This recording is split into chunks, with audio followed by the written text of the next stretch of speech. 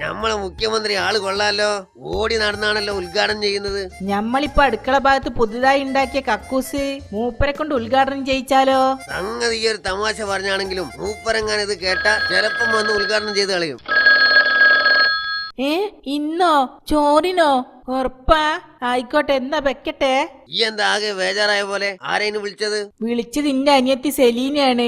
ഓളും കെട്ടിയോനും ഇന്ന് ഉച്ചക്ക് ചോറിനുണ്ടാവോന്ന്. അത്രേ ഉള്ളൂ? ഇതിനാണ് ഇപ്പൊ ഈ ബേജാറായത്? നിങ്ങക്ക് നിസാരായേക്കും, ഞമ്മളെ കൊണ്ട് കജൂല.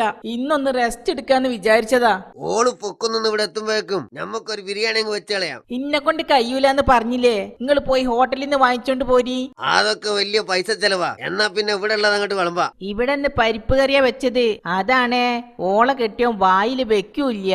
എന്നാ പിന്നെ നമ്മൾ ഒരു ഐഡിയ പറഞ്ഞുതരാം. ഓര് വന്നാല് ഈ അടുക്കളയിൽ നിന്ന് ഒരു പാത്രം നിലത്തിടണം. അപ്പൊ ഞമ്മള് എന്തേ സൂറാവി എന്ന് ചോദിക്കും. അപ്പൊ ഈ പറയണം കോഴിക്കറി നിലത്ത് മറിഞ്ഞെന്ന്. അത് ഞമ്മളേറ്റി. പിന്നെ ഈ ഒന്നുകൂടി പാത്രം നിലത്തിടണം. അപ്പൊ ഞമ്മള് ചോദിക്കുമ്പോ ഈ പറയണം മീൻ പൊരിച്ചതും പാത്രം നിലത്ത് വീണെന്ന്. അപ്പൊ ഞമ്മള് പറയും സാരല്ല സൂറാവി, ഈ പരിപ്പ് കറി എടുത്തോന്ന്. എന്നിട്ട് അതും കൂട്ടി ചോറ് വയ്ക്കും. എങ്ങനെയുണ്ട്? ഇങ്ങക്ക് അപാര ബുദ്ധി തന്നെ എന്റെ ഗഫൂർക്ക. കൃത്യം ചോറുന്ന നേരത്തെ എന്നെ എത്തിനല്ലോ. എന്നാ പിന്നെ ചോറ് കഴിച്ചിട്ടാവാൻ കഥ പറച്ചില്. സൂറാവി, ഈ കോഴിക്കറി എടുത്തോ. എന്ത് പറ്റി സൂറാവി? ഗഫൂർക്ക, പണി പാളി. പരിപ്പ് കറി താഴെ വീണ്.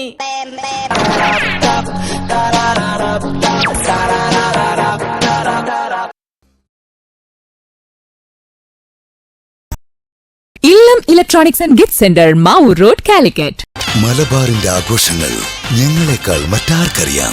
Silky weddings, Swapnanagari, Kozhikode.